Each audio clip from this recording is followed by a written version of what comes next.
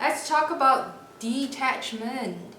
Detachment is a big word because most of the time it comes with so many different types of interpretation and understanding. Mainly depends on where you're coming from and what's your influence, your background influence, your people around you, what people say, and where do you get all this input from, right? So here's a perspective, simply an interpretation about what detachment is for me and how does it work for me, because it's really huge. And I will share more about the understanding of detachment, how it works, and the art of letting go. Is detachment equals to letting go? It's a big question. And it also incorporate more of the understanding or more of the examples about how you can do that, how you can practice that, because understanding mentally does helps in shifting, but then it's more also about how can you practice it throughout your day-to-day activity. Yeah? Okay, so let's start. So first thing first, let's just recall one most interesting sentence, which is, life is not what happens to you, but it is how you react to it, how you interpret it, how you give meaning to it. It's very interesting, and it's very much aligned with my personal experience, because very true, life, whatever that happens to you or whatever happens in life, in your life, from many different point of view, you will have many different kind of perspective of opinion. Some might say, oh, this is actually good, oh, this is actually not really good. So what is the most important thing? The most important thing is how do you see it? How do you perceive it, right? What meaning do you attach to certain situations, certain people? Let's say very much painful experience, grief that you experience, anger, sadness, heavy. So how do you interpret that? At first, when you feel angry, like shit, this is so I don't like it, right? And then after that, there might be a moment of time where you feel like, oh, so this is how I learned. This experience allowed me to learn. Okay? So pretty much the point I wanted to bring out is that interpretation for you yourself is the most important key here. So it doesn't matter what others say, what I say, it's how you look at it. And if it helps you, it will help you. If it doesn't, just leave it. Alright? So let's look at detachment. What's detachment for me? Detachment, is it equal to letting go? In some sense, yes. But detachment is about, it's not giving up, but it's more like being dissociation. It's like a sort of dissociation, but at a certain level, not fully dissociate. So I have this hand. This is my hand, my beautiful hands, my arms, my fingers. So say for example, I took really good care about my arm, my hands, and if someone say, oh, you have beautiful hands, I'll be very happy. If someone say, oh, your hands are so not beautiful, right? I'll be so, because I identify myself as my hand, whether it's beautiful, whether I have beautiful face or beautiful physiques or beautiful appearance, because I identify myself with it. And so my emotions, my thoughts, my beliefs are pretty much based on this. And it is true in some sense, but it's not the entire truth, isn't it? Because we're not just this mind-body complex, we are more than that. So detachment, in the sense, it means that I'm aware that I am this body. Yes, I love my physical body. I'm also my emotions. I'm also my thoughts. And I'm also my beliefs. At the same time, I'm also this air, fire, water, earth, ether. I'm also having this energetic body and a multidimensional body. So when people talk about me, or when people label me, or even me labeling myself, how much am I going to influence? What is the level of, the intensity level of me being influenced by that, right? Because I know that I'm not identified with this. So that is the first step, being aware that you have the body, you have emotions, you have thought patterns, you have beliefs, and this is who you are. You have your family, you have your work, your career, your partner, your relationships, blah blah blah. You have your money. But then, you're not just that. So that started with that. You're so much more than that. And how do you know? You need to experience it. Because the mind wanted to find out more answer, but the heart always knows. Like, I always know that there's something bigger than me. And a lot of people say that too. Alright, so this is one thing, awareness of such something that it's bigger than your physical body.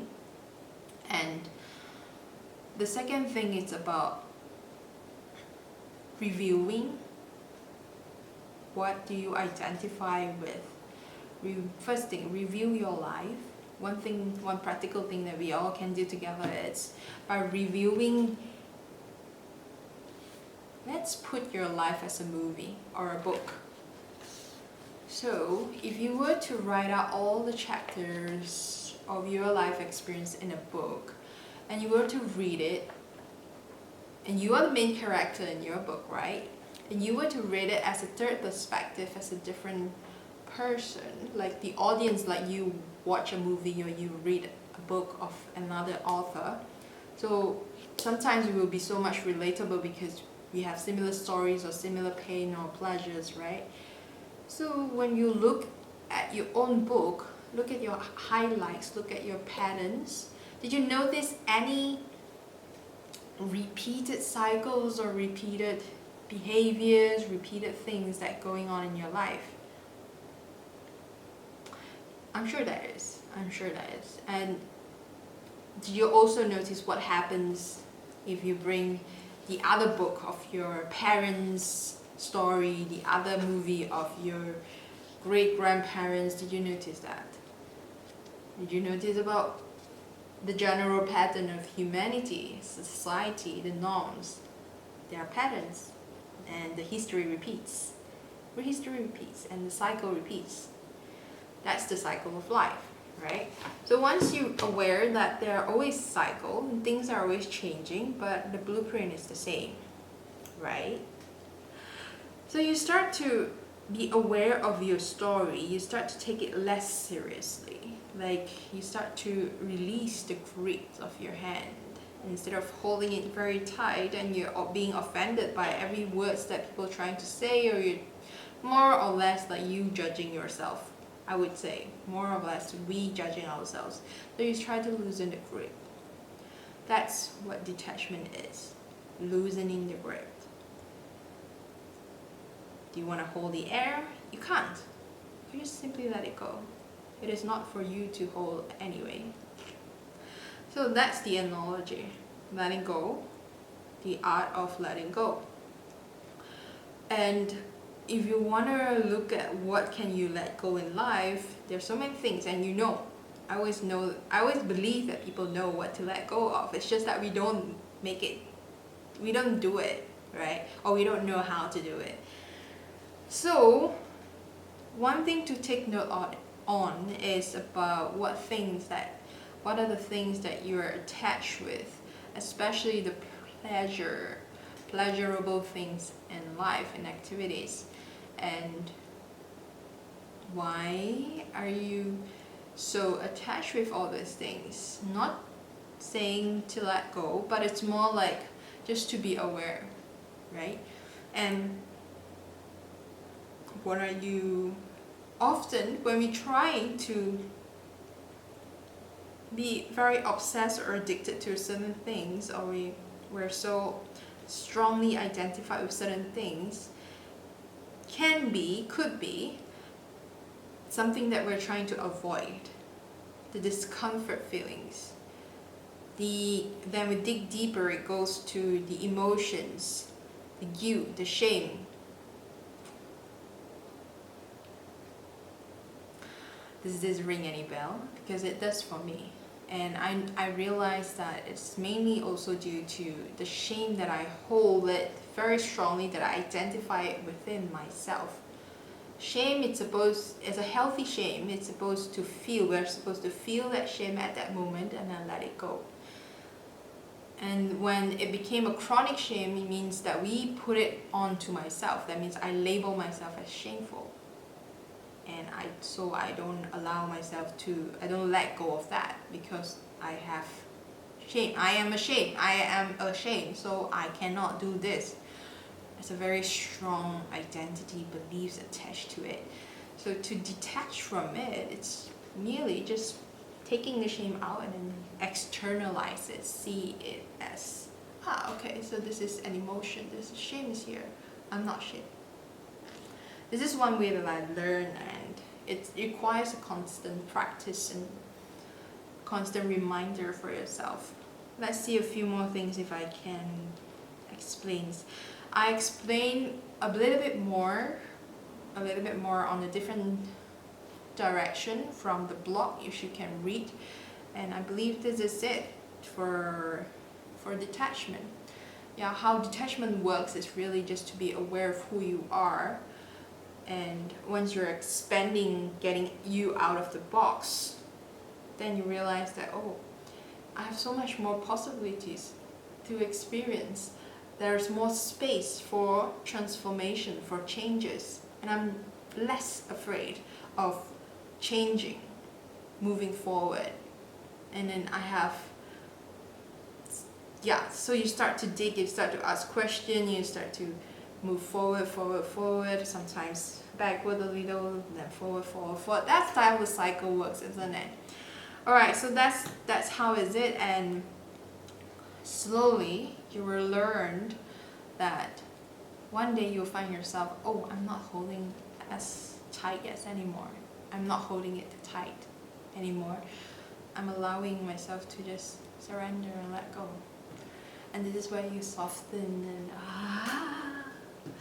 Alright, thanks for being here and